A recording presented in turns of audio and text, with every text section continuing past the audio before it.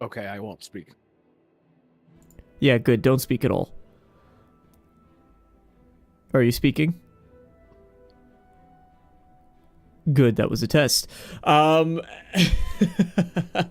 We're going to go live, ladies and gentlemen, in just a second. Thank you for hanging out today. Just give me 1 more minute. Bimlow! Too late for me to stick around, but I'll definitely listen to this at work tomorrow. I hope you enjoy, but thank you for stopping by, Waven. I really appreciate that. It does mean a lot when I see people come in. At least just send that chat. Hello, Stuart. Welcome as well. You were here early, man. We'll be back in just a minute while I get a few things done.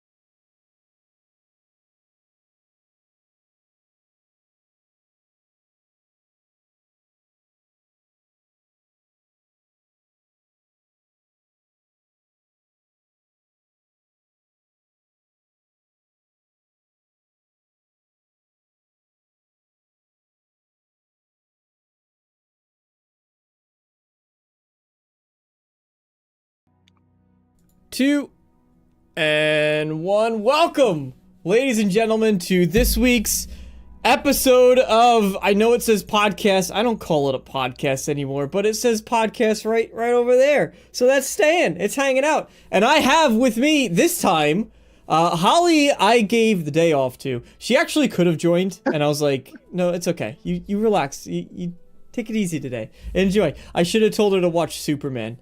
She wouldn't have done that anyway. That would have been better.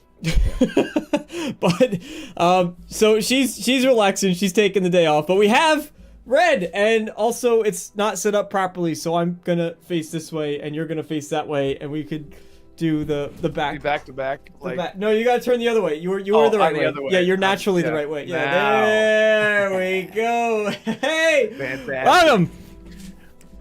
And yeah, Fark doesn't want to be here. Fark only shows up for Holly. Yeah. I know. Right. Welcome to my show. Yeah, thank you so much for having me, man. I'm excited to talk about our favorite franchise, if I can speak for you, Elder Scrolls. It's always a fun time. I'm excited. Always a fun time. This is so. That's what the whole show is, ladies and gentlemen. So if you're here, you want to talk Elder Scrolls.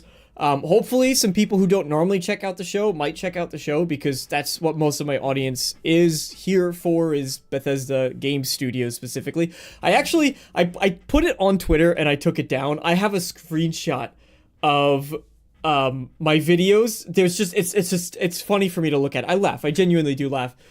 It's any Bethesda game studios video. You know how YouTube shows you, hey, like the top 10 performing videos, and this is like how many views they've gotten per whatever, and it ranks them based in the same time period. So like in the first 2 hours this video has been live, this is how many views your most recently posted video has compared to your other like most recent videos, and it ranks it 1 through 10. And there's just this line, there's a break-off point on my channel where it's like anything not Bethesda but just Bethesda game studios, it's like 2.3 thousand and above, and everything that's anything else is like 600 or lower. Yeah. And there's no in between. There's no gradual increase. It's just 2,000 plus 600, and that's the line. Yep. And it makes me, I'm gonna be honest. Well, listen, here's the counter side to that, right? Is I just did a video on Shadow of the Road, which was a really cool isometric RPG. I think maybe my title misled people, because I said cool RPG, and then I said it's Wolfenstein meets Baldur's Gate. So I was hoping that would kind of give people a good idea, but maybe that was misleading for some folks, because the watch time on that, it's a 17-minute video, but the watch time was like a minute, and I went, oh, dang. But I look at that, and I'm proud that I release a video like that, because it's satisfying to know that I'm not just hammering home Bethesda. So, and I know that we've talked about that offline. That's always the thing about YouTube, is they like when you stay in your lane. They like if you don't stay in your lane, they're like, "What are you doing? Get back Hey, in here!" And now you're gonna be punished because you knew you were not supposed to come outside of this fence. That's where we drew the line. Now you're punished for it. Bad. They bend you over. Yeah. They literally just had, like, it has a spray ball. It's like, get back over there. Hey. Sorry. I'll make an Elder Scrolls video. Yeah. Gosh. Yeah. So anyway, and then you go to like your inspirations for YouTube. It's like, oh, you should make Elder Scrolls, Starfield, Elder Scrolls, or RPG. Nah, just kidding. Bethesda. You're like, oh, okay, got me. Anyway, but yeah, that's the fun part of YouTube. You know what? I do like it though, because honestly, it makes it all the more juicy when you have something, you do something outside your niche, and it does really well, and you're just like, oh, man, you like, guys. Yeah. Anyway, thank you. The moral of all of this is, to anybody who tunes into this show, thank you guys for hanging out, sticking with us, supporting channels, big or small. It's really appreciated. It goes a long way. That's the moral of all of this, and it means a lot, like, especially for a smaller channel, like mine, like Red's, like Holly's, anybody. It's really special. And Just Dom keeps telling me, who's in the chat, keeps telling me he's gonna come back, and he never comes. He never comes for me. So I don't know why. He's told me he was gonna come back for me specifically. He said that he was gonna, right. and he hasn't. So I'm really upset. But I'm looking forward to. I don't know if I can cuss on your show, so I won't. Have you been muted this whole time on my stream? I don't know. Oh no, you haven't been. Okay, good. Thank God. Okay. Just Dom's working literally now on a video, I hope, and inviting me to said video, I hope, and bringing ESO in for the video, and Camelworks, and Lone, and just get everybody together. You could do it. I can't do that. I don't have that poll. You do, Dom. You do it. All right, so today's the Elder Scrolls video, which I'm very excited about, because I mentioned it. I mentioned it on your show briefly, and this is where I wanted to start the conversation. The big news is that the Elder Scrolls unofficial, the top lore wiki pages, unofficial fan run for Elder Scrolls, they got invited out to Bethesda to help make a character in the, or to design a character in the game, and then they came back saying that they were really impressed, and that's the main thing I want to get into. But I want to start this by something I brought up on your show on Tuesday, where it was very brief, but I had mentioned that I'm very nervous about Elder Scrolls 6, because I keep hearing, and Bethesda games, they've always been on some level a simulation, right? They've always somehow had like simulation elements, but now you look at it and I feel like they've gone too far in that direction, where it's sort of like, we're gonna make this, Todd Howard's words, the best fantasy world simulator ever, right? The best fantasy, and I look at that and I go, I don't know if that's what it is though. Like, that's not, like, you had simulation elements in your RPG game, and that's where I like it. But there's one thing that gets me really excited, and there was an interview with, let me get the developer's name, because I had it before I started the show. It was done with Kiwi Talks. Now, if you guys don't watch Kiwi Talks, he does a lot of developer interviews, a lot of Bethesda developer interviews. He just had Joshua J, who was a world artist on Fallout 4, 76, and Starfield. So, big important guy there. He had mentioned that he got not forcibly, but he got pulled off of working on Fallout 76. He loved working on Fallout 76. That was his jam. It was his bread and butter. He loved it. And he was one of the last people at Bethesda, Maryland, because Bethesda Austin and some external studios were working on Fallout 76. And he was the last person at the Maryland, the main office, working on it. And then finally, that came to rest, and he had to go work on Starfield. Emphasis on had to, because he said, he's like, I would have worked on that game till the end of time. He's like, I could have just kept working on it. He's no longer at Bethesda. So okay, is he a twist coming? Yeah, so he said the one thing that really stood out to me was he said developers have been chomping at the bit to work on Elder Scrolls again. And this was when Starfield was in the works, right? So you have developers hungry, and then they're like, "Nah, we gotta work on this goddamn space game again." Right. All I want to do is work on the Elder Scroll. So there's people at Bethesda that are sitting there like, I want to work on it, Todd. I want to work on it. Let me out of here. Yeah, exactly. Yeah. And Todd Howard's putting ankle chains around their feet saying, "No, you finish my space game first, and then maybe I let you." Yeah. And then maybe I let you work on it. That's not what actually is happening. I'm sure a lot of people are really excited to creatively work on Starfield as well as the reality. But that to me gets me very excited because what it says is that there's a lot of pent up passion and excitement and enthusiasm and love for that world. And we've had conversations about how much passion can mean. That's how you get Baldur's Gate 3. That's how you get Expedition 33. That's how you get Kingdom Come Deliverance 1 and 2. All of these, that's how you get Blueprints, right? All of these phenomenal projects that are coming out. I would even say something like Arena Breakout Infinite is really popular right now, or the one that you and Holly really like, the extraction shooter. Showdown? Hunt Showdown? No, Or- Forever Winter?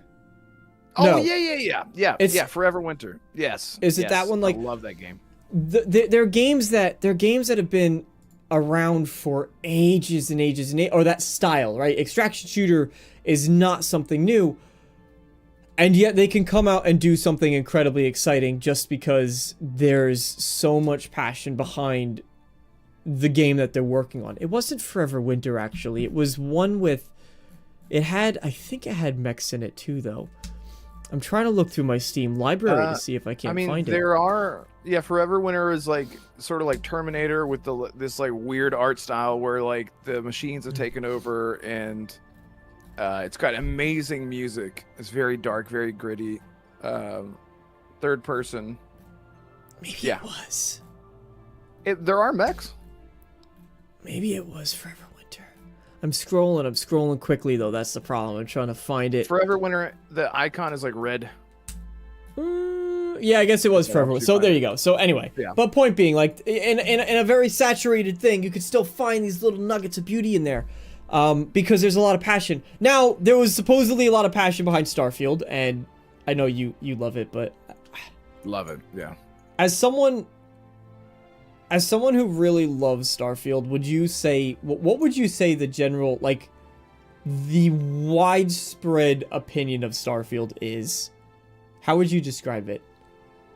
I would say the opinions that I can take seriously, not the ones that are screaming and yelling that it's a shit game and I've never played it, but the honest opinion. 500 hours on record. It's garbage. It's garbage, right? And I've seen hundreds in my videos that I made. I have seen hundreds of people say, I put 100 hours into Starfield and I really enjoyed it, but it did not grab me the way that any other Bethesda game has before. Mm-hmm. And I've always said this. I've said this to you too, like, and I'm never going to be the one to try to convince someone that they're wrong for liking or disliking something.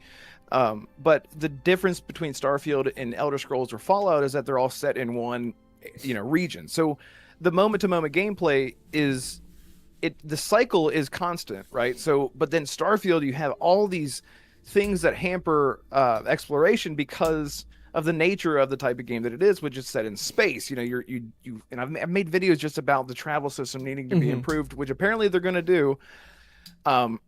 To an extent, you right? fly up into space, and then you got to go to another planet, and then you land on the planet, and then you're like, I want to explore, and then like you run forever, and then you finally find a cave, and then you're like, okay, I got the thing, and it feels really tedious. Now, for me, I love that, but that is totally me. I like games like Stalker, where you are doing nothing for a long time. You're hiding, you're walking really slow. You got to run all the way back to town, no fast travel to repair your weapon. But so having said all that aside, the people that didn't enjoy those elements of Starfield, they know what they like in Bethesda games, and this was Bethesda coming out of their comfort zone to say, you know, we're going to get this thing out of the way because this is a new. It's something that Todd's been wanting to do since 1997. Yeah. After they tried to do Planet 11 or whatever it was called. Ninth planet. But nice planet. Or 10th planet. The 10th planet. Sorry. 10th planet. Yeah. Because Pluto was a planet at the time, so we had 9 planets at the time. Now we only have 9. Right. He lied. He lied again. If they made it now, it would be called the 9th planet. Right. But just to answer the question, I said all that to say that I think the consensus is that people want more of just the one planet, the one big map. They want the exploration to come back. Because the way that exploration is delivered in Starfield is very segmented, because it is very, very systems heavy, like you talked about before. Like, and they even removed the ship fuel system. Can you imagine how pissed people would have been if they left that in, even if it was optional? Yeah. It's a shit game. But I think that the hunger there is that it didn't. The moment-to-moment gameplay is really, really important. We've heard developers talk about this for years. Even I think it was the Halo developers talking about the 20-second rule or whatever it's called, where you have to be engaging with something every 20 seconds to keep that dopamine going. Dude, Starfield doesn't have that for a lot of people. There's an interview, and I swear to God it was from Bethesda, and Todd said it specifically. And Maybe it was him that said it. I cannot for the life of me find it, but I swear to God, maybe I dreamed it, but he said that one of the good things about Skyrim was that, generally speaking, no matter where you go, you leave a dungeon or you leave a city, and then you can always see something else. Always! There's something else that's going to visually catch your interest and be like, what's over there? And then you go over there, and there's actually something over there. And so just... At all and obviously it's not literally at all points, but that was a rule of thumb for Skyrim. I swear that was something that Todd Howard had said. That's what I love about Skyrim, because I'm not a fan. Even Crimson Desert, which I'm very excited for Crimson Desert. They just showed IGN. IGN's been showing off gameplay for that recently. They have IGN first coverage, and they showed off some more gameplay other than the gigantic barren open world, because there's some segments in that footage. Did you see the new footage for Crimson Desert? Yeah, no. They showed like some. Okay, so they showed off like how the magic and how the combat system works, and it's really interesting because you're combining like a bunch of different button prompts to do like. Normally, a trigger would do such and such thing, but if you do trigger plus this, the joystick, it does something different. And if you do trigger plus a square plus a joystick, it does something. And so you're combining all of these prompts to do something like that, to do all these different combinations. And it's more like a 3D fighter almost, the way they're building the combat system, than a Souls or an Arkham style. But there's some segments in that gameplay that they showed where you just see the world and just like field, tree, field, and you're like, huh. Now you're flying, you're flying freaking dragons around the map. You're riding dinosaurs around the map. Like you're getting around the map in really cool ways. So it's probably right. But I've never been a fan of big for the sake of big. Generally, like I think Witcher, for example, I actually think Witcher's cool because it gives you that like kind of Lord of the Rings feel of traveling across. But the world is its own character. Yeah, but at the same time, I think generally speaking, I actually prefer the way that Elder Scrolls is built, because I have TikTok brain, I guess. I'm not sure. And I had TikTok brain. But yeah, I mean there's a lot to be desired. And what I think, for what they did with Starfield, I think they did exactly what a space sim does well, the same way that they did a post-apocalyptic sim well, the same way that they did a dark fantasy, high fantasy, whatever you want to call it, Skyrim, very well. But again, it's those moment to moment where you're sitting in your ship and you're not doing a whole lot. And I feel like that's why, I know you said this before, like you're concerned because of what happened with Starfield. Is some of that logic going to be applied to Elder Scrolls? And I don't think it is, just because of the nature of it's going to be one map. And like you just said, like I just played Skyrim just like last week, because we talked about this. I installed a bunch of mods and went through that whole rabbit hole, and I'm running around for maybe 2 minutes or something, and it's not like there's nothing there. It's there. The world is a character. This beautiful road. I'm going down this beautiful road, coming out of Riverwood, headed down to Whiterun, and then there's like a river beside me, and then I see a rabbit cross the street, and then I realize I've been running for like 3 or 4 minutes, and I literally have done nothing. But because I am going through this world that's alive, it feels lived in. You sort of forget about that. You don't need to be going through a dungeon and opening chests and upgrading your weapons, but with Starfield, by comparison, it is just flat out empty. You're landing on planets, moons that have no life on them, because that is the nature of the game. Right. But that the consensus that I've seen, to come back to that question, that people wanted that Skyrim in space experience out of Starfield that they got with Skyrim, but they wanted the Skyrim experience in space. But because of the nature of that game, I would say that is more akin to like a Mass Effect or something like that. Like even Andromeda did that really well. But it was you land on a planet and then you have all these little things to do in this very curated space. Starfield doesn't have that. Right. And I don't have any worries. I'm really excited that the people that saw it are really excited. But I think you also have to keep in mind that we see this a lot whenever people get invited to fan events. Like we saw a ton of people just get sent off to see Fallout 76, right? And they're meeting all these people and they're shaking hands with developers that they've always wanted to meet, and they're meeting all these other content creators, and then they're like, "God, I gotta go make a video! I'm so excited about it!" But and then the bias, the recency bias starts to like level out, and then you start to calm down. You're like, was it really that exciting, or was I just so excited to be there and to see the thing? So it's a double-edged sword, but it is something to keep in mind. But if I were to see anything other than Skyrim, Elder Scrolls related, I would be shitting all over the world. I would be so excited. It's like I would too. So I get it. Yeah. That's the thing too. Is it's important to keep in mind, like, these are the people who got flown out there. They are literally maintaining the fan lore database for it, like, so you don't get bigger fans than these folks, right? So usually, and I hate to say this, but like, there's groups of people that love certain games, right? And when they give opinions on those games, often I take a step back and I go, okay, but wait a second, right? And I would say that I try to put myself, when I make content, I try to put myself in that middle ground of yes, I'm a big fan of this series, especially recently post Starfield, right? I think Starfield, my channel, I'll admit, I think I did a very bad job, because I was like, look at how exciting this is, look at why all the people who are hating on the game are wrong, and like all right, and all that, and I didn't acknowledge. I tried to, but I don't think I fairly acknowledged as much of the criticisms. And so now I look at other content creators and I go, okay, you've only been covering this game forever, and it's like, okay, if you say something bad about it, I gotta think, and I'll go look for a second opinion on certain things. But with Elder Scrolls 6, they did mention, though, so to go into their specific tweet about it, first off, why were they flown down there? It's for a very good cause. Well, let me get to some chats first, actually.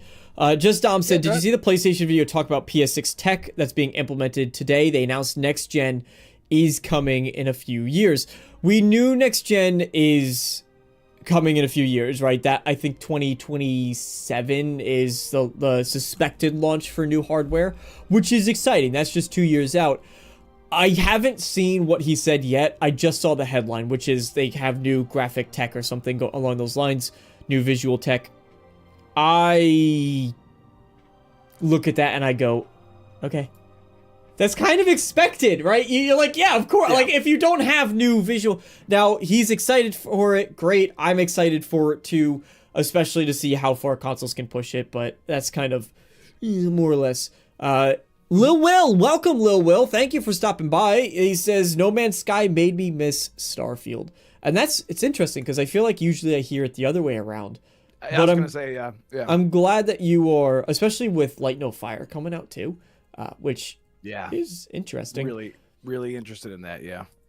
But yeah, that's good. I'm glad. And Just Dom says Starfield broke my heart. Yeah, Just Dom deleted his channel forever and just disappeared off the face of the earth after Starfield. Did he really? That's not the reason why, but yeah. Fuzzy Tomato, Okay, welcome as well. Timing. Yeah. Is probably Crimson Desert's probably the most anticipated game next year if Fable doesn't make it. Crimson Desert looks so damn good, so damn good. It looks really, really good. I think we'll see Fable. I think we'll see Fable maybe have like a January release for 20. No. I think Fable could release late next year. I think it could. Yeah, I think it could make next year as well. Especially because it would be if I were Microsoft, not that you want to rush a game out the door, but I would be saying, look, man, Elder Scrolls 6 is either 2027 or 2028. I was camp 2027. There have been seeing some things that are leaning me more towards the 2028 camp. I was just brushing up on the history of release dates, and I kind of got pushed to the 2028 camp. But anyway, so Fable has to be one of those two. It has to make one of those two, because you don't want to put Elder Scrolls. I think people underestimate how big Elder Scrolls is, but yeah. And imagine if you have a Fable release and then Elder Scrolls comes out even like 6 months later. Well, whatever DLC you had planned for Fable, goodbye. Bye. It's gonna get completely overshadowed. Like it's gonna be a monster. Yeah. I hope so. Fuzzy says, I hope so, but it really seems like there's a lot of smoke about another Fable delay. No, I think at this point, there's two things I don't trust anymore anytime I see something about it. If somebody that's not Bethesda says something about Elder Scrolls, I go, yeah, okay.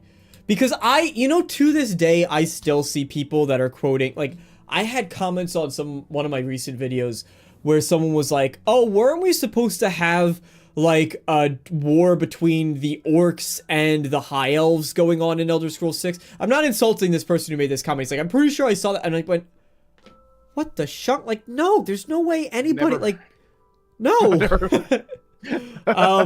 But I'm not disrespecting or insulting that guy. God forbid he watches this. Like, but it's understandable in a sense when you just realize how long people have been speculating about this game. For starters, it's been since before I was starting an Elder Scrolls 6 wishlist series, before Starfield was announced. That's how long people have been speculating about this game. Right. Yeah, it's wild. And I know a lot of people, I mean, to the point where, like, it's just like whenever people speculate about what's coming next in the next GTA game or the next Red Dead game, and they're pulling everything from the only source that they have prior, which is the other game, the game prior. So we see with Skyrim, everyone's like, it's 100% going to be with the Talmor versus the Storm, or what was it? Help me with the Talmor, the Thalmor, prophecy. the Stormcloaks. You have the Forebears in Hammerfell. You have the Forebears and challenged my Elder Scrolls knowledge. The Forebears and someone else. There's another faction within Hammerfell. Those guys, because they're like, it was prophesied in the Elders in Skyrim, and then it's gonna 100% happen. It's like, but there's a lot of things that were said in Morrowind that never happened in Oblivion, and from Oblivion to Skyrim and so on. It is fun to speculate. That is the most fun that you can have. Is the crowns. The crowns. That's what it is. That's right. Yeah.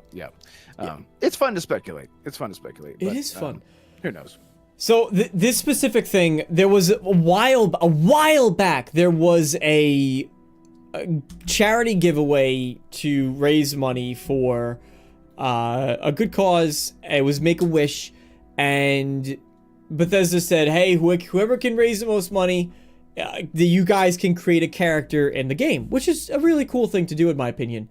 So somebody won. It was a silent auction by Bethesda for Make-A-Wish. Somebody had won, and originally, and I'm sorry to interrupt. You should preface by, a lot of people are asking you, they said that you're creating a character in the game. They are specifically creating a character, the whole game. They're writing a character to be put into the game. Yes, right? As an NPC. Okay. So Bethesda didn't go out and say, try our character creator and create a character, and then they put him in the game. Right. Sorry, I just had to say that because people have been confused. I read that whole Reddit thread and everyone was like, character creation. I'm like, no, that's not what it is. Anyway. No. So the unofficial Elder Scrolls they had raised $85,000 for this. Then they got beat out by another anonymous person that raised $85,450. Oh my god. So they got like this. They got beat out. Wow. And the people at the wiki, they said, "Man, this sucks, but hey, it's for a good cause." Like, they were very polite about it. And they made a deal with Bethesda where if they could raise that much money and donate it as well, they would even though the auction had gone off, they would simultaneously be able to make a character in the game as an NPC as well. And they did. They raised that money. They did. So they got flown out to create a character, and beautifully so. They honored former member Lorana Pyrell. She is going to be immortalized in the Elder Scrolls 6 after having created a forum-based roleplay campaign series that was inspired by Bethesda games and went on to inspire the in-game works, one of Ted Peterson, the series writers. That's so cool, man. So they made the series that Ted Peterson, then, who's a writer, came in and used some of that for Elder Scrolls, was done by Lorana. So they immortalized Lorana in the game as an NPC in Elder Scrolls 6, which is really cool. Now, the specific tweet says, quote, "We just finished up a meeting with Bethesda where we got to design a character for the Elder Scrolls 6. Honestly, a lot of us went into the meeting pretty nervous and even reserved. But now we're all extremely excited for what's in store." Whoa. We all went in pretty nervous and even reserved. Now, they don't specify why. Hello, Influent, how's it going?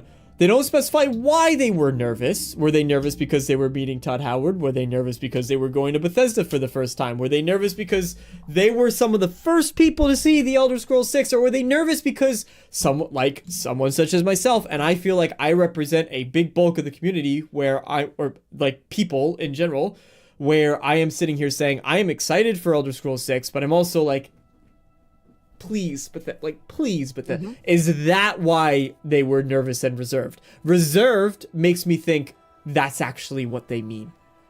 Nervous, if it was just nervous, then it was, okay, I'm nervous to meet Todd Howard. Nervous and reserved makes me think, I don't know what we're going to see here and if we're going to like it. Right, exactly. And then they saw it and then they went, oh okay, well, shit, this is actually like kind of what I was picturing in my, like, if I were to tell you, Damarco, I just went to Bethesda Studios. I was reserved. I was nervous. After seeing what I saw, I'm really excited. I'm really excited. If I were to like project myself, I would see this more like we just saw. Let's just say, like, whenever we saw the Oblivion remaster, we talked about it like right after, and there was a lot of things. Everything looked incredible, and then there were some things that I was like, oh shit, that kind of looks a little bit too Elder Scrolls Online-ish, because it was a little too like, what's the word for it? Like Disney or something. It was style, yeah, the way it was stylized. Yeah. It wasn't like the grittiness that we sort of got in Skyrim. Now, Skyrim, of course, is stylized in its own way, the same way that Morrowind is stylized in its own way, but these games were so far apart from each other, except from Morrowind. Morrowind was actually only around 5 years from that, but the generational leaps that we had in hardware, I can't imagine I can imagine, like, if we were to say Morrowind and Oblivion came out with the tech that we have now, right? Or Skyrim or whatever. I feel like everything would look similar to how the Elder Scrolls Oblivion remaster looks nowadays, and we would have been fine with that. So having seen whatever these people saw with Elder Scrolls 6, it is probably more in line with something of a mix between Oblivion remaster and Skyrim, where it is much more like, it looks believable as like a dark fantasy. The character models don't look goofy and like soft textures. Well, we actually know what they look like. It's not soft textures. We did see that. It's super detailed. We saw Shirley Curry. Shirley Curry, exactly. Shirley Curry. Yeah, And that exactly. was back in, they showed that in 2018, I think. Yeah, They showed something that like because it that. was for the it was for the 20th or 25th anniversary of Elder Scrolls. So I believe it was 2018 because 2019, 2020, 21, 22, 23. In 2023, I believe that's when they did the 30-year anniversary.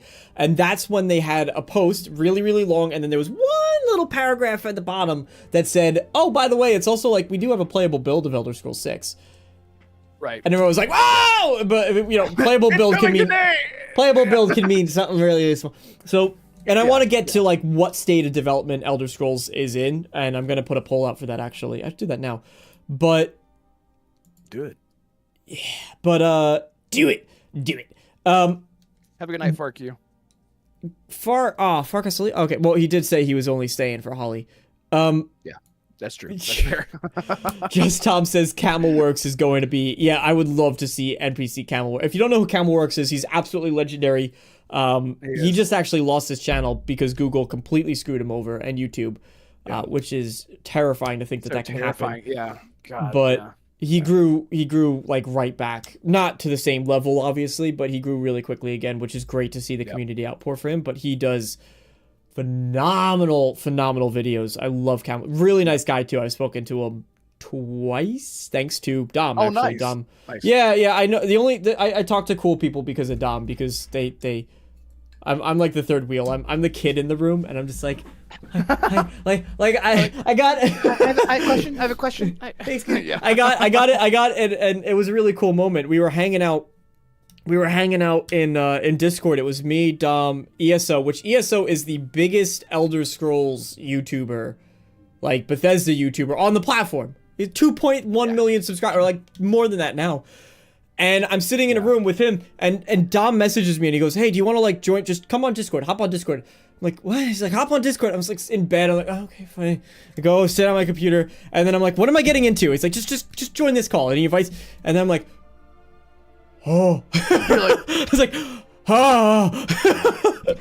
I can imagine. Yeah. That was probably one of the first and last times I actually sort of had that euphoria of meeting a big content creator.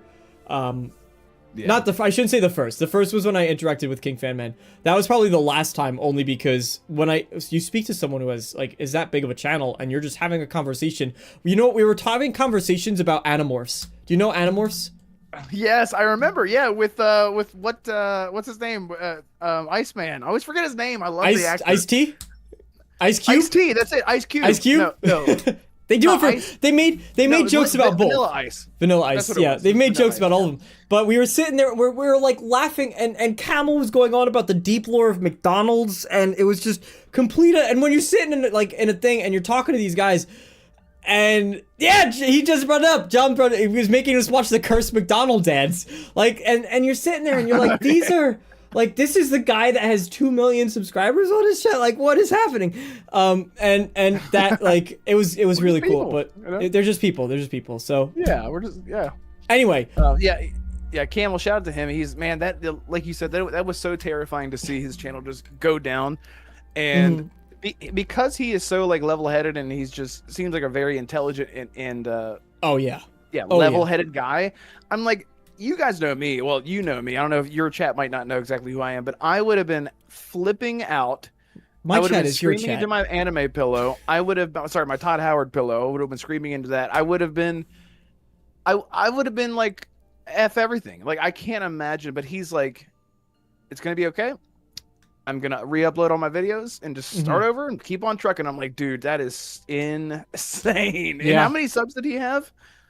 Oh, God. It was hundreds of thousands. A lot, Did he hit? yeah, I don't think he ever hit 1 million. I think he had like 700,000 or something like that. And I think now he's like around 100,000. Like I think last time I checked, he was like at 80. But shout out to him, man. Just imagine that. Spent your like 10 years doing YouTube or however long he's been doing it, and then it's just gone. And you're like, oh, anyway, cool. Near but yeah, that's so cool that you got to meet some of them. That's awesome. Yeah, it was Colt! Hi, Colt. Welcome to the stream. Thank you for stopping by. I can't do that. Yeah, we've been playing Dying Light and just getting everyone to leave our party by singing and screaming and yelling. Yeah. Just Hi, said Crash Buckler as nearly well. 800K. Yeah, that's wild. Yeah, and he just bought a new house too. Yeah, Dom, when you see him, tell him I hope that everything's going well, and tell him that I still like dream about that night of hanging out in Discord. I go to sleep, I'm like, like sleeping. What is this? That's like the dog things, where the dogs are like running in their sleep. Oh, okay, all right, gotcha. Yeah, I was like, I don't know what that means. All right, Elder Scrolls. Elder Scrolls. So they saw a build of the game. It's cool to see. It's cool to see Shirley Curry in the game. We don't know who that unnamed, anonymous bidder who won the auction is. Now we're going to have another individual from the UESP, the Unofficial Elder Scrolls Wiki page, getting added into the game as well. So people, this led, one of the big discussions that I was seeing, it's twofold. There were some people saying, which this, I don't agree with this one, I'll say first and foremost, is, people go, oh, they're still adding characters and NPCs to the game. They can't possibly be that far. This game's another 3 years away. It's 4 years away. And people, so they're saying it's really far out in development because they're still making NPCs. Now, we don't know the level of detail that these NPCs are going to have. They might have like a couple line of dialogue. It might just be an NPC. They might be like a beggar in town, and all they have, their lines are like, blessings of Akatosh upon ye. Right, here's some Elder Scrolls trivia for you. Actually, in Oblivion, some of the beggars, they'll say blessings of Mystara upon ye, and to my knowledge, Mystara is never mentioned anywhere else in all of Elder Scrolls. Oh, really? It's just like they just like made it up to try to get like we're gonna get these nerds. They better be paying attention because they're gonna be like, well, Mystara was technically wait, hang on. Just to see if it was actually here. Maybe never mentioned it. I'm a liar.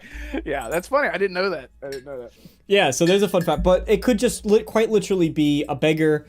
It could be an NPC that you find and you talk to, and they're like, "Oh, you're looking for the Fighters Guild? It's over there. Like, here's direction." Right? So we don't know, and they can add that very late in development. So people are trying to say, "Oh, it must not be that far along." That's not the case. There was a, I want to say it actually was Oblivion. It's right out of like Cheydon Hall, and this was my memory of literally 2007, or 2006, 2007 Oblivion. Where there was a tribute to a fan of Elder Scrolls that had passed away. He was like a kid, I think, and they paid tribute to him by having an NPC, I guess, represent his father. Like that was his father, like his story. Like, but like it wasn't like that guy was voice acting him. It's just that they added him in to like reference, like, I loved my son, or it was something like that. But it's just as simple as that. And for you to play an Elder Scrolls game and to just, and someone say, we referenced your, Red Wolf, Ragnar Red Wolf, the Nord or whatever. And you just hear about someone in a bar being like, yeah, just like Ragnar the Red Wolf. And you're like, that's the thing that and then that's it. That's literally all that you ever hear. It's just a line of dialogue that they just recorded and put into the game. And you're like, oh my God, it's amazing. That was me. It was me, exactly. Yeah, it's as simple as that. Mom, I'm in the game. Mom, I need a dog. Yeah, exactly. Yeah. Actually, yeah, I am a contributor to Elder Scrolls. Believe it or not. Oh. For real, I'm not joking. What'd you do? I think I've told this story before, but the Elder Scrolls Skyrim board game. It was on Kickstarter, and I backed it, or GameFound, and I backed it. And I put into their chat, I had said, I think it would be a really cool idea. They said that we have quests related to the Aedra and the Daedra. I said, oh, okay, that's cool. How about, like, the Aedra and Daedra, they're supposed to be these big, like, things, obviously. They're gods. They're gods in the world. How about you put in a mechanic where a player can pray to one of them, and then it makes a board-wide condition for every player in the game. Oh, okay. Yeah. And they put it in the game. Oh, look at you! So you're a lore master. I am officially a contributor to and nobody will know it. They didn't put me in the credits. It's fine. I'm willing to take that one. First, Damarco is a developer, but I'm a developer on an Elder Scrolls game. That's all it takes. That's really cool, though. So that's a bit of fun Damarco trivia for you. You're a dev now. Yeah, you're a dev now, Damarco. I'm Damarco, just Damarco. Put it on your LinkedIn. But anyway, so the other side of that conversation, right? Some people are saying, oh, Elder Scrolls, it can't be far out because of this NPC. The other side of it is people saying, oh, they must be pretty far in development because they are taking the time to add in this extra stuff, right? Which is to say, like Shirley Curry, it's a bit sad to say, but Shirley Curry, to do that early was a bit of a necessity because of her age. To do something like this Make-A-Wish, or to say, hey, yeah, we have time to fly not only the Make-A-Wish people, but we're also going to get the unofficial Elder Scrolls people. We're going to fly them down as well to build a character on that. Some people are saying that must mean they're pretty far in development because they have the time to start adding this extra stuff in. Right, exactly. This isn't like the foundation of the game to add lines and special characters to the game. It's fleshing it out. It's bringing density and quality to the game to make it feel more lived in, like we just talked about. The previous games feeling really lived in, especially Skyrim. Yeah. So I went down the rabbit hole today of Elder Scrolls release date, rumors, everything that has been said officially, unofficially, and I went down this massive rabbit hole. So obviously it starts with the tease in 2018. Then the next big thing was really, you had the Elder Scrolls Anniversary video, which showed off some footage. They were doing some environmental scans. That's when we saw Shirley Curry as an NPC, which in my opinion looked better than the Starfield NPCs, which is interesting because it's using a lot of the same tech. In fact, in that same video, they said, we're building the tech now to fuel our future games, which would imply both Starfield and Elder Scrolls 6. But I thought the Shirley Curry model looked a lot more detailed than what we saw in some of the Starfield face models. I agree with you. I think that, and this could just, I always think about like whenever, like wherever they were in development with Elder Scrolls 6 at the time, these, wherever they're banking their assets, like they probably weren't ready to actually apply, because the 3D scan that they got of Shirley Curry, it looked like Shirley Curry. Yeah. And I'm wondering if that, it hasn't yet been stylized into the fantasy aspect. Like she had the thing over her hair. Her hair might be different. She might, just the overall stylistic aesthetic that we see in fantasy games might have not been applied yet. So I feel like, and that's not me coping or anything. I don't think that Starfield is their, it's not like visually Starfield looks incredible, but visually meaning like environmentally, their NPCs a lot of the time do not look great, especially the now main characters. I think that they look pretty good. It's the NPCs that are like we talk about soft. Yeah, Sarah looks great. Awful. Sarah looks fantastic. Barrett looks great. Barrett, fantastic. Vasco's a robot, so you can't really say him. But then you have some others. You have some others that are just like, oh. Right. So I'm hoping that at the very least that them banking assets for them to put into the game later on, things probably haven't been applied. Putting on her tunic, maybe she's like her gambeson, exactly. Maybe she's like an old woman cooking in the back kitchen of an inn or something, and then once we like hear her speak or like see her character model, that you could sort of mix those two Elder Scrolls-ish. You know what I'm trying to say. Maybe that's where it was at, because it was a full-on. It just straight up just looked like her. So I don't know. I'm hoping that it looks that good. So that was 2018. Then we have Phil Spencer during the Microsoft Xbox FTC trials, or Bethesda, when they were doing the acquisition, and Phil Spencer said it's at least 5 years away. And this was back in, I want to say, I can't remember. 2021? It was after the acquisition. It was after the acquisition. I had Which was in 2020, right? Or no, that was 2019. I'm going to get the exact... 2023. I thought it was sooner. Oh, I thought it was too. I thought it was way sooner than that. Elder Scrolls 6 in 2023. Phil Spencer said Elder Scrolls 6 is still 5+ years away. Now I totally forgot about that. Now there's Or, sorry, I also didn't forget the about it. I thought it was farther away. now there's also the FTC court documents, and the FTC court documents said that it was coming supposedly it should based on 2026, right? based on the delays that have happened, right? Everyone is kind of pushing everything back on that FTC court document like 2 years back. That says it should be 2026. So that goes against what Phil Spencer was saying, and that for a lot of people added confusion. I don't necessarily trust Phil Spencer on that 5+ years away thing. I think he was trying to ease the weight for people. I think he was trying to set an expectation to say, nope, it's going to be a while. And that way, when it comes sooner than anticipated, everyone can be like, oh my God, like, because you're going to forget about that 5 years comment because you're just excited to see that the game's close, right? So I don't 100% trust, but Phil said 5 years away in 2023, had the FTC court documents, which pointed to 2026. Then in also 2023,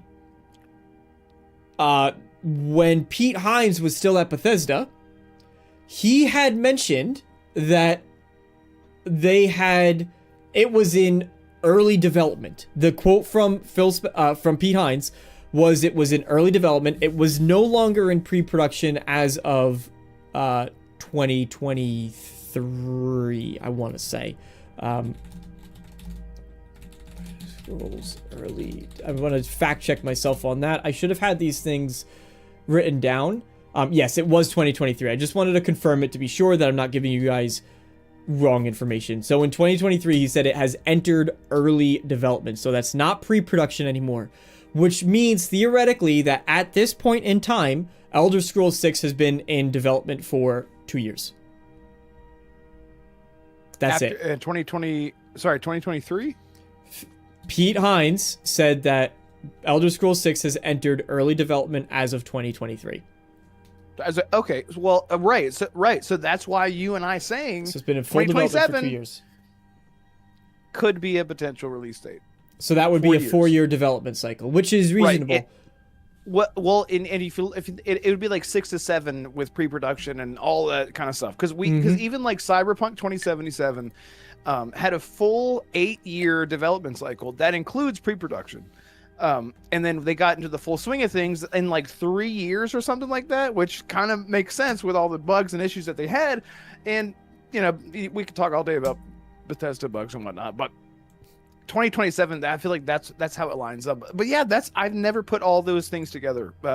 Yeah, that definitely makes sense to me, in terms of release. And 2026, we're gonna get GTA out of the way. We're gonna get, I hope, maybe Fable out of the way. We're gonna get, and all I'm the trying big, to think like other big releases like Clockwork Revolution, I would say is pretty big. Judas, I would say is pretty big. Smaller, but still big and highly anticipated. Even like The Witcher 4 is a ways away. That game's at least like another 3 years away. Right. So it would be a good release window for them to have that. And it makes sense for a Bethesda game. For a development cycle. What doesn't make sense, it's Starfield's fault that we don't have Elder Scrolls right now. It really is. And I would argue Fallout 76, but I feel like Fallout 76 was a great boon and a good redemption story to help for the funding for whatever future projects that they have, because Bethesda definitely needed a live service game to sort of funnel in some money to keep that cash flow coming to fund other things. So it's a double-edged sword, but Starfield's just screwed everything up. Just on the, she's gonna be it was a dragon I saw, the woman in Riverwood, or was it Riverwood? Yeah, Shirley Curry. That's all she's gonna do. I mean, that would be fine. And then she's like, "Come by later, I'll make you some sweet apple pudding," or whatever the hell they make. Hello there, grandchildren. I'll make you some sweet rolls. Sweet rolls. I made sweet rolls. I made sweet rolls. You did. They're you had really like the whole good. cookbook. I have the whole cookbook. It's a really good freaking cookbook. There's a meatloaf in there that uses smoked oysters. It's called a Horker loaf, and it uses smoked. You blend smoked oysters into this meatloaf, which sounds like disgusting. I'm putting smoked seafood, into my meat chunk, my meat block. Yeah. It sounds good to me. I don't know. It's I'm incredible. And not only that, you put a raspberry sauce on it. You put snowberry sauce, which is cranberry. You put cranberry sauce on your smoked oyster meat block. Sounds so weird. It's so damn good. It's one of my favorite dishes. It's heavy. Like it is a lot of flavor, but oh my god, is it you put cranberry sauce on your smoked oyster meat block, and it's amazing. Get the Elder Scrolls cookbook. It's really, really freaking. Not that there's 2 volumes now, not the second volume. Only get the first volume. I have the second volume. Those recipes want like the most ridiculous ingredients that you have to buy from like online. You got they don't exist in the real world. I swear, half of them. Bobby Hawk. You're putting seafood into your meat. What did I walk into? Says Bobby. Welcome everybody to the show. Thank you for stopping by. Yeah. So now the last thing I wanted to really get into, because we are coming up on time here, is so the unofficial Elder Scrolls people. They were hesitant. They were nervous. I want to say they were like me. Again, I covered this already, but want to say they were like me in the sense of I've been seeing the direction Bethesda is going, and I look at that and I go, they're really, really moving away from the stuff that I like about their games. And the biggest problem I actually see for Bethesda isn't necessarily the games themselves. I mean, I would say that me personally, right? I know you disagree. I would say that Starfield was not a good game, but the issue that I see is really that the unspoken is that they're attracting so many different audiences. So you have a group of audience that likes this experience, and you have a group of audience that likes this experience, and they are never going to get along on what they want. And that's why you're seeing such a rift, such a schism between fans in Bethesda, and it's so disparate, it's so polarized because they just have separate. And it's not that one is necessarily better than the other, but they just have separate interests in what they do and don't like, because they're growing a new fan base while I'll say old fan base is trying to retain the things that they love, and they're coming to bat with one another. So I would say, based on, again, they were nervous about it, but they came out feeling excited, nervous, and reserved. What do you think they saw that changed their mind? What do you think was shown off to them? What did they see?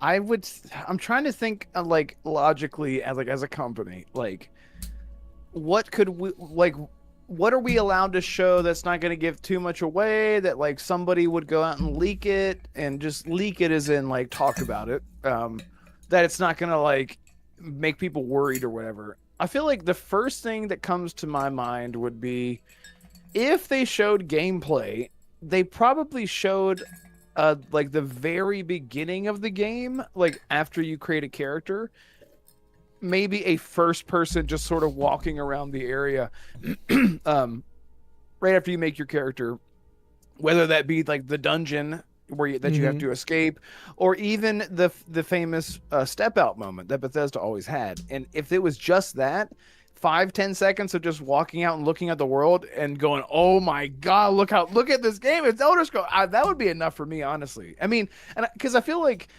you said, like you speak for like a lot of the fans, I feel like us as Bethesda fans, like I even said this before Starfield came out, like we know what to expect from their games, the vibe and everything. Now Starfield is different, so let's just say like we knew what to expect from, even Fallout was a little bit polarizing, but it was still a great Fallout game in my opinion. I still like Fallout 4, barring the voice protagonist, because as much as I love Brian Delaney, I feel like the game could have benefited from that. Yeah. I don't think that they were shown anything like combat and like maybe at the very least they like, hey, check this out, and it's just your character in first person walking up like into an inn, and you're talking to the barkeep, and you see the facial tech, which was great. So almost like, you know what you're saying, sorry to cut you off, but it's almost reminding me of like the tech demo from The Witcher 4 is sort of what you're describing. Oh yeah. That's a really great comparison. Yeah. Yeah, just like this little bit of like, look, it is like a tech demo. Yeah, like literally like this is the idea. This is we're gonna take all the tech that we've been using in other projects, like the facial animation, lip syncing from Starfield, which worked really well. Like I was like, it's the best that they've ever had by comparison to other games. Maybe not, but it was really great for a Bethesda game. Looked really great. That kind of stuff I feel like is where people were probably like impressed. Like, look at the lip syncing, look at the animations, look how they're moving and look how they're talking and stuff. I feel like, to me, I don't know, what do you think? Like what would have made you feel how they felt if it was just a tiny little slice? It made you go, oh my god, I'm not worried anymore. I'm very excited. It's hard to say that I walked out extremely excited. So there's, and maybe I'm I'm projecting, right? I'm projecting what I would react to what they said. So that's important, and I'm aware of that. But what I will say is, for me to come out, there's a difference between them saying, thank you to Bethesda for flying us out here and letting us have the opportunity to make a character in Elder Scrolls. We're excited to see how the game comes out, right? That's one statement. It's a very different statement to say, we were nervous, but we walked out extremely excited for what's in store. Maybe I'm looking way too much into it, but that to me says that they must have seen a little bit more than just, I guarantee you they saw character creation, because when they're thinking about how they want to make this character, they probably were showing like, what are the hairstyles? What are the facial features? Like, what are the customization? How does that? So I 100% think they saw the character creator, or the character creation system in the game. That wouldn't have me walk out going extremely, look at the character creator. I'm so excited. I was reserved before, but I saw the character creator. So now, right. That's not what's going to do it. Yeah. I think you could say, all right, maybe visually they showed that step out moment, or they showed the character walking around and you saw like they showed off the Alakir Desert, and you have this beautiful, because Fallout 76, if you want to discredit the game, sure, but beautiful rendering distances. They have distant weather systems, which is really quite cool. Like, the guys over there are having different weather than you're having over here. Like, that's a pretty cool thing. So when you incorporate some of that tech, and then you also have, like, realistically, like, some of the lighting systems in Starfield, the updated engine, and some of the capabilities that has, especially for Starfield, let's be honest, didn't have to render that much because there wasn't a lot going on. But Fallout 76, I actually think, is a better comparison, and they're able to show all of that. So when you take that and then you put it into, like, think about how beautiful Skyrim's landscape is, but now you could actually see across the map of Skyrim, and it's all in pretty good detail. So you could show that, and I go, okay, that would get me excited. Like, it looks good, but again, I'm projecting, but I wouldn't walk away from that and go, I'm extremely excited for what's in store.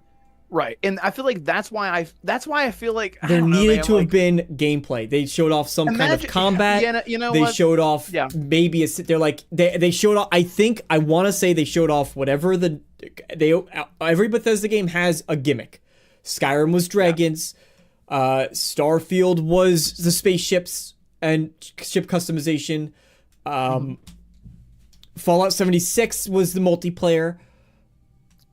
They showed off, I want to say they showed off gameplay and whatever gimmick is for, whether it's sieges and those types of because that is one of the rumored things. I swear to God, I'm hoping it's not boats. Building? Yeah, that's what I was going to say. I could have a whole discussion on why I don't want boats, and I probably will make a video on it at some point. Yeah. And people, I've been pretty active on the Elder Scrolls subreddit, and some people agree with me, some people disagree with me. That's fine. I'm very adamant that boats will add literally nothing to the experience. It's the same thing, dude, that I personally would love, but it's the same thing that a lot of people would hate. It's exactly what they did with Starfield. And then I could totally understand your concerns about it. If they add ships to Bethesda and you're sailing around all these islands and you're doing literally nothing on your boat the entire time, I'm so fucking bored right now, effing bored, sorry, that I could understand that being an issue. So I agree with you on that. It should be like an optional thing. It shouldn't be tied to the main quest. It should just be, if you can do it or whatever. But I you're just right. don't The more want that to I see think it. about it, What if you do, you walk into an inn, and again, this could be a vertical slice, like a little snippet out of Probably is. the Todd Howard presentation that we get to see. You walk into an inn, you talk to someone across the bar, and you're seeing all of the great facial animations, the candle lit light on the character's face, and like the music and everything. Mm-hmm. She gives you a quest, you walk outside, it's all in first person, you get to see the combat, you get to see like fighting a bandit or something like that, and you're like, oh my god. And then they're like, let's skip forward to the stuff that we can show you, and then they show the gimmick, like you said. Then I agree with you. And they end it with that. They're like, okay, that's all we can show you. And they're like, oh my god. Now I'm extremely excited. Right. Yeah. That's what would get me. Your answer is better. Yeah. 100%. Yeah. So Bobby says it's going to be 100% bolts. Like you can create your own boats. You can create your own boat. Look at how you can boat it. You see that boat? You can boat there. You could boat it. Pickle Maniac at 1,000 islands. Hi, welcome, Pickle Maniac. But 1,000 islands. 1,000 islands. 16 times the boats. Give me 16,000 islands. 16,000 islands. No, see, all right. I could really ramble about That's this, but the basic premise of my argument, whenever I talk anything, I got yelled at in my comment section when I was talking about Starfield, and I was saying procedural generation is not good for the game. I was saying from the get-go, and I was like, oh, maybe they could pull it off because I was playing that like middle of the road thing. I'm trying to be less middle of the road and more. This is my take on it. Like, this is how I feel. I'm really trying to do more of that. Not in a dick way, right? But I was saying from the get-go, I did not think procedural generation was good. People are like, you don't understand procedural. You don't get it, man. They're like, it could do anything. And I'm like, no, you don't. Like, it can't do anything. I'm sorry, it can't. And so I was arguing against it. People said I didn't know what I was talking about. Starfield comes out. The biggest complaint is a procedural generation. The thing about like boats, it comes down to this, and I could do a whole thing. Conceptually, it is very just like procedural generation. The concept of it is very, very cool. You have, like Dom said, a bard on your ship singing sea shanties to you while you're going around sailing, and you're fighting pirates on the high seas, and you're raiding the shorelines, and you're going to islands, and you're digging up treasure, and it sounds so cool. It sounds sick. And then also I'm going off on land, and then I'm Elder Scrollsing my way through like dragons and other not like fantasy crap. That's awesome. I love all that stuff. Yeah. The actual practicality of it is never that. The actual implementation is never going to reach those heights that you set in your mind. And what's going to happen is you're going to have 100 islands because they need to populate it. And they're like, I'm not going to go any further than that, but just the yeah, you get what I'm saying. What works on paper, what works in paper does not always work in practice. I stand behind that. That's what I feel bolts would do. That's my take on it. And I stick to something that fits fantasy better. Like, I would rather see a castle siege system properly done, not the way improved upon from the Civil War, because people like the Civil War. They wanted more of that, right? Nobody's sitting around, like, the majority of people are not going like, oh man, like Skyrim really sucked because it didn't have boats. People are saying, oh, it would have been really cool if Skyrim had a bigger siege system and more of like a battle thing going on. That's what like a larger majority of people saying. And so build on that, and then have the player be able to walk in and say, I'm going to, hey, that castle did get destroyed in a siege. Like every Bethesda game, a city gets destroyed. Helgen, well, not everyone, but Oblivion had Kvatch. Skyrim had Helgen. Elder Scrolls 6 will probably have another one. And always there's a mod. There's Kvatch Rebuilt or Kvatch Reborn. There's Helgen Reborn.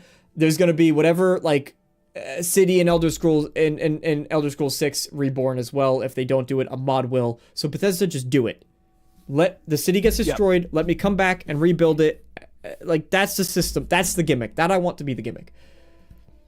Right. And I think at the end of the day, to your point, having those systems that don't work, I think really what's more important is that it doesn't work for the majority of people, because we have to compare Starfield. Starfield's ship, like its space travel, you are forced to do that. You have to. You have to. Like, there is no, and even if you didn't want to interact with the ship stuff at all, you had to play the game to get to a point where you can teleport and fast travel everywhere, like every Bethesda game. If you get 20 hours into the game, and before you know it, you're just boom, boom, boom, you're just teleporting everywhere, which is fine because people want that accessibility.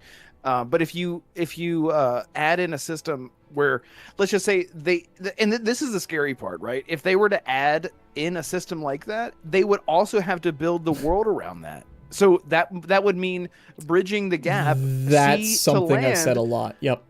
Right, from Hammerfell to High Rock, and having this huge open sea in between those two massive islands. And I feel like it could be done well, but again, to your point, it's really difficult to make it for everyone, because if they're going to implement it into the game, they have to have it into, they want to integrate it into the main story, and like, here's your first ship, and it's a little crappy little dinky you boat. go in a dinghy. Yeah, a little dingy. Yeah, and I mean, and again, I'm trying to play devil's advocate on the opposite end because I would love it. I would love all of it. Just Dom said, I think it was Just Dom that says, can't Black do Flag, islands. the Elder Black Scrolls. Flag, yeah, and I think, and if you think about that, like with Black Flag, you were on your ship a lot. It was just, you're just sailing, listening to sea shanties, and then you stumble upon, you can dive down into the water and find some treasure, or like you find this little island. Black Flag is one of the most popular Assassin's Creed games ever made. That's why it's getting a remake. It's getting a remake. But it's all about the application to an IP where it makes sense. Like, I don't think necessarily Assassin's Creed, just as a franchise, can do so much in so many different timelines and so many different settings. It has the ability to experiment, but you don't want to be experimenting whenever you have your literal flagship, no pun intended, flagship title in the Elder Scrolls, and people have been waiting for 15 years, longer. You don't want to be experimenting, and longer than that. Yeah, so it's an interesting conversation to have, because I would love it, but I want it to be a tertiary thing. I don't want it to be you have to engage with this. And even then, you can argue, all right, if it is my other complaint to that is like, hey, it's optional, right? It's fully optional to do. Then you have so it's set as a tertiary thing. My issue with that, and again, it kind of falls in line with why I am, some of my concerns with the direction Bethesda is going, is that, okay, we need the settlement building, and we need this system, and now we need the ships in the game, and now we need that. Like, they've gotten so big that they can't I made a video all about this, where they can't focus their welcome game adaptation to desk. It is Tuesday again. They're like, you have to divide. Studios don't have unlimited time, money, and resources, so you got to divide 33%, 33%, 33%, 33% into the, like for Starfield, the space mechanics, into the ground stuff, and then into the settlement building, right? Instead of giving 50-50. Because there's limited, that's just the reality of the situation. They have limited time, people, budget. That's just a fact. So if you're going to focus more on one thing, it means you got to focus less on the other thing. That's the reality of game development.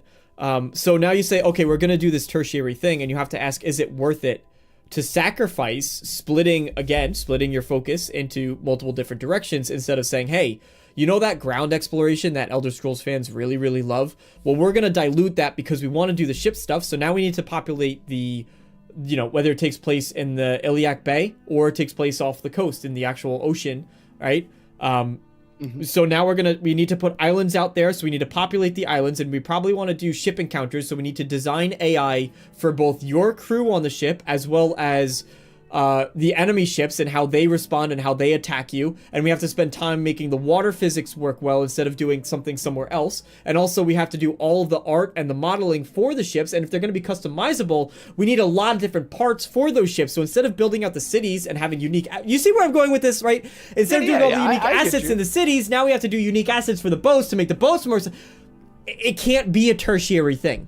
It can't. That's the issue. I feel like at the end of the day, if you have the resources to make these systems work, like you said, as long as it's not detracting from anything, I don't have a problem with it. Honestly, dude, as I have hundreds of hours in Starfield, I have not one time ever made a base. Not one time have I ever built an outpost, ever. And that just goes to show that, and that's what I would prefer. If Elder Scrolls had a ship system, I would love to be able to say the same thing. I've spent 500 hours in the Elder Scrolls 6, and I've not once built a ship. I feel But like that is wouldn't the you best case rather scenario. get? Wouldn't you rather get? So you spent all that time. Wouldn't you rather be able to spend get more of the things that you love in the game than to turn around and say, well, hey, that's cool that they added that, but I never touched it. Instead, you can get more dungeons, right? You can get more better enemy AI because they don't need to spend so much time programming the enemy ship AI. Now they could focus on, all right, if they have a spellcaster, the spellcaster is going to try to stay in the back, and they're going to arrange the combat encounters so when you do go into a dungeon, it's a little bit more Baldur's Gatey, where they're positioned in very specific ways to make the combat the archers will. It's when you fight an archer in Skyrim, they will just stand there and shoot the bow, and then they'll just stand there, and then you run up to them, and they're just like. Ah! This is all I can do. This is all I can do. I can't get away. Well, I think maybe that is a testament to maybe that's to my point. I think because I engaged with everything else for 500 hours in Starfield, and I didn't once engage with the outpost building. I feel like that would be best case scenario if they were to experiment and try new systems. Because then, what else am I engaging with? I'm still engaging with the world and quests and exploration and armor crafting, weapon crafting, every single feature in the game, other than this one thing that a lot of people don't like. I don't need to engage with it, and it's not going to take away from my enjoyment of the game. Right. But I don't. Again, I feel like when it comes to game development, it's sort of like building a car. It's like not everyone that's building this car is building the tires. They're not. There's a totally different department over here that is building the engine. Over here, they're going to build the body to fit everything in. I don't think that one thing necessarily takes away from the other all the time. Not all the time, no. But when they say, okay, I'm building, you're talking about different departments, but when someone says, okay, I'm building we're going to build the ship mechanics, and they say, okay, we need designs. And now we need to build the ocean. We need design. Well, no, we need designs for the boats. So they say, okay, we have a 3D artist that can model, we need a concept artist. Okay, we're going to pull this concept artist, right? That's a shared resource. So they say, okay, we got the concept artist, but now we need to put the 3D modeler to get in the game. So now they say, okay, the 3D modeler who is working on making all the clutter in the dungeons, we can't have you make any more clutter to make the dungeons feel more varied or whatever, or to make the architecture in the cities feel more varied. Can't do that because you need to come over. We need a 3D modeler to get the boats modeled into the game, right? So that's I think there's a lot more shared stuff. Arcane says you can't expect BGS to not experiment. It's not about not experimenting. It's more about experimenting in the right ways. Now, again, it's very subjective. I'm well aware of that, which is why I think Red's great to have the conversation with, because I'm not going to convince you to not like boats. That's not my point. I like boats. Not like boats. But that's not my goal. That's not my point. I would love if I could convince people, because then it's hey, if more people are saying focus on the things I like, right? I like that. You win. Then I win. But that's not my expectation with any of this. I think if Bethesda is going to experiment, I would rather see them experiment. Again, for me, it would be, hey, you want to do the settlement system again? Which I'm not the biggest. I think it's cool. I'm not the big. I do in Fallout 4. I build one settlement in Good Springs. Maybe I do the drive-in movie theater because that's a big open one. I like building there. So I'll do. And there's one in an alleyway kind of somewhere. So I'll build 2 or 3 things. One of them I'll neglect entirely. I'll do another one somewhere else, and I'll make that my main one, and then I'm done with it. I abandon it, and I never come back, and it's left. So I think it's a cool. I would much rather see. Look at Elder Scrolls Blades, which is weird to say because it was the mobile game, but look at Elder Scrolls Blades, or Elder Scrolls Castles, again, weird because it's a mobile game, but you can customize those things. Let me build that, let me manage a city, let me Dragon Age Inquisition style make decisions and rulings and who lives and who dies and who gets exiled. And then I see, if I exile someone, I see those NPCs out in the world, or I execute somebody, and then I see the family members who are living in town and they leave, and I get to have a random encounter out in the, that to me is what I would rather see. Again, that all is shared development time, because they need to make those random encounters, and they could either do that with the ship mechanics or they could do that with the towns. Personally, I think it's a much cooler mechanic to have a city management system that's real, or like a kingdom, a small kingdom, and then also have, or even if you don't do that, have city sieges, have like proper invasions, that sort of thing. I think that's a lot cooler, in my opinion. I'd rather see that personally. Yeah, and it's hard to like. There were things in, I guess Starfield. There are things in Starfield and even Fallout 4 that like all I wanted was another Fallout game, Mm-hmm. and then they added in things that I never, it literally never crossed my mind to have base building in that game. And then they added it. I'm like, that's something that is something I never thought that I wanted, and now, and that's like the best feeling in the world, right? Whenever you see like a new video game, especially sequels, because they're building off of what came before.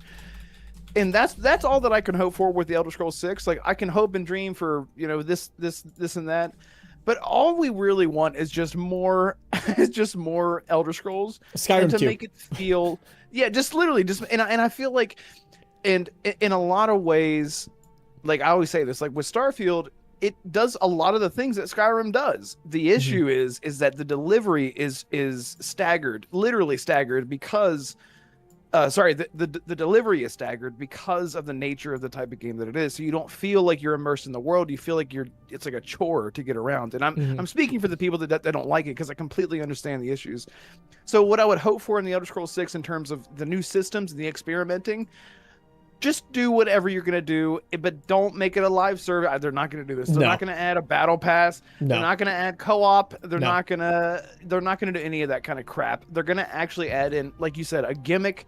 They are going to have a base building of some kind. Like you said, and it's been a big the castle building. It's been another thing that's been leaked a couple times, and who knows? Not if it's leaked. real or not. It's just it's just speculated, and that it's turns the into same thing with the ship building. Leaks. Yeah. Exactly, because no one would have been speculating about shipbuilding if we didn't have shipbuilding in Starfield. That never would have came about. No one would have been speculating about outpost building if we didn't have Hearthfire. Disagree, actually. I have a video that goes back before Starfield was announced. Elder Scrolls 6 video that said, should we have boats?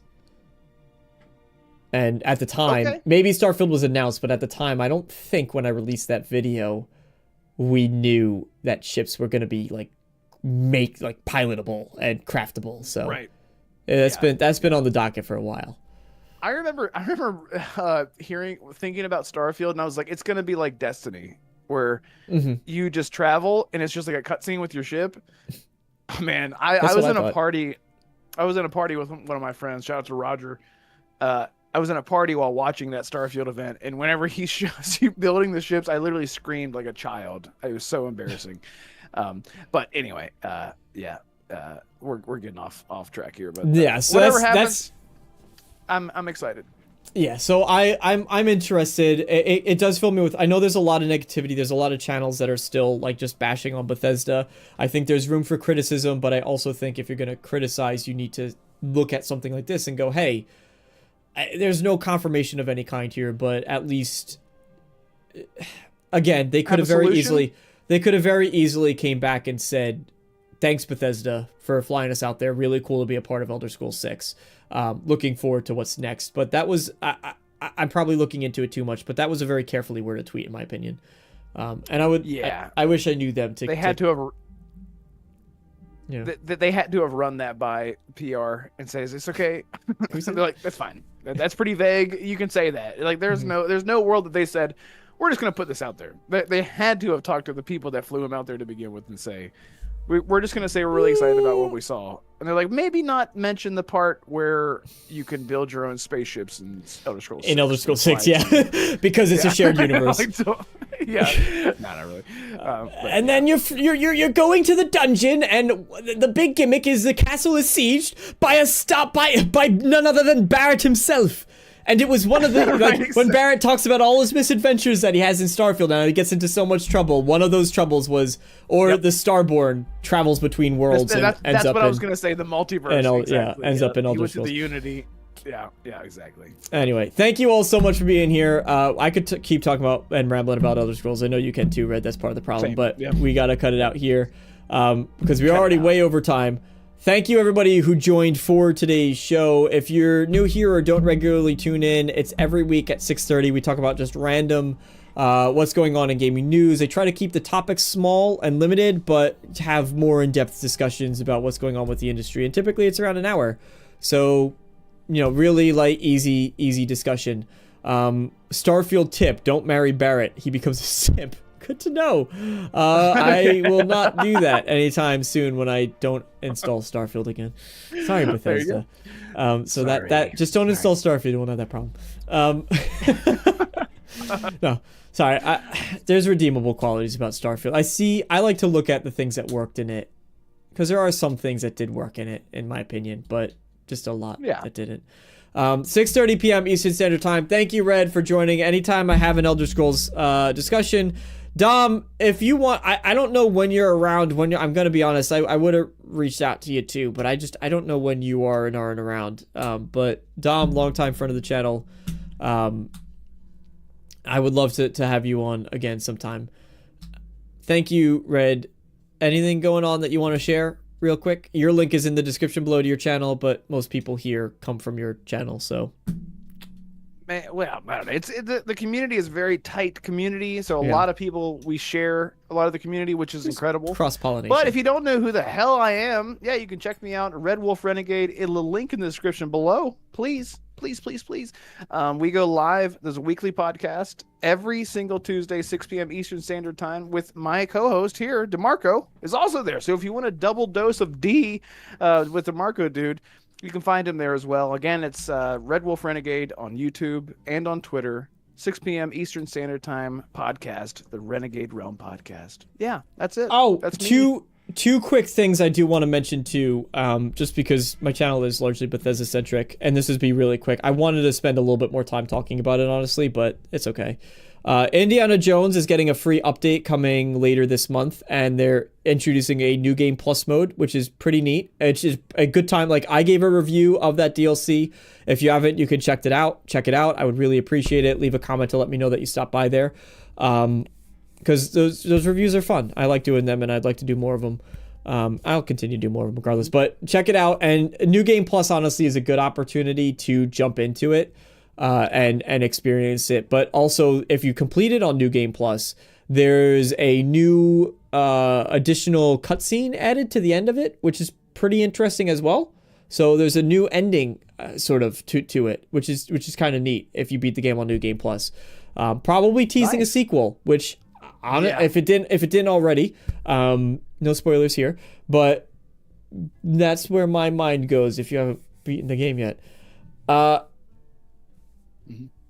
Anyway, and also really cool thing, I'm a huge fan of Heroes of Might and Magic. I've been playing Heroes of Might and Magic 2, which came out in 97.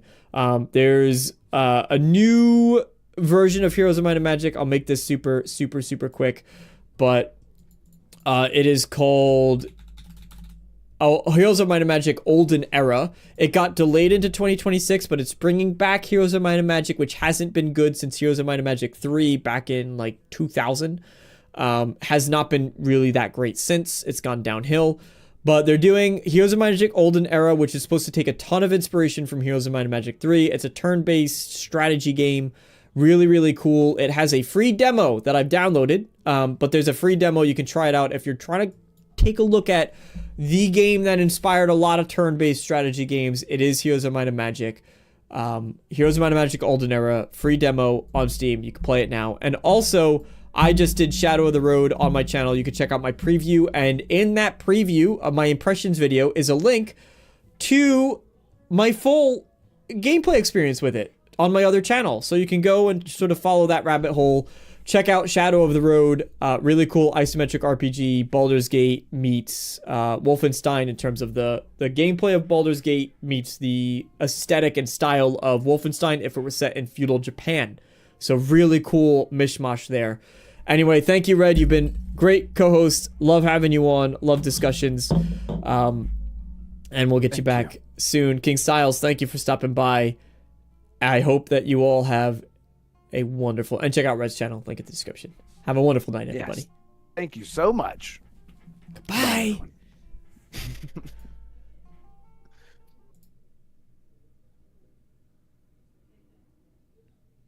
You know, screw King Styles for coming in. No, I'm just kidding. I love you, King Styles. Good night.